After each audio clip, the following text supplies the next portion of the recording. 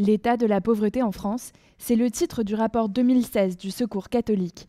Il informe notamment sur les besoins des plus démunis. Ce graphique montre que le besoin exprimé le plus souvent par ceux qui n'ont plus rien est l'écoute. L'isolement social des sans-abri, une réalité que combat l'association Paris Solidaire, qui organise des maraudes sociales 2 fois par semaine.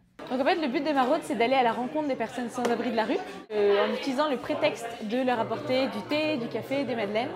C'est de créer un peu un lien avec ces personnes qui habitent dans notre quartier. Jean-Marc Potvin croisait tous les jours des sans-abri sur son trajet. En 2014, il crée la start-up Entourage pour mettre la technologie au service du lien social. L'homme, dans son état naturel, il est amené à se tourner vers son prochain, surtout si celui-ci a quand même des problèmes objectifs évidents.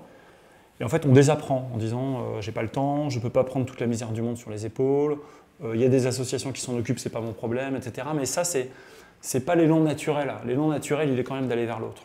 Entourage, c'est une application pour mettre en relation les sans-abri et les riverains dans le même quartier. C'est que dans la rue, on ne meurt pas seulement de froid, on ne meurt pas seulement de faim, et on meurt tous les jours de solitude, d'isolement relationnel. Si en plus personne ne me parle, ça veut dire que je vaux rien, ça veut dire que je compte pour personne. Pourquoi est-ce que je me lèverais et j'essaierais d'aller m'en sortir si personne ne me connaît? Enfin, c'est juste assez terrifiant, quoi, en fait. Entourage travaille déjà avec plus de 50 associations en France. C'est le coup de pouce technologique pour un peu plus de chaleur humaine.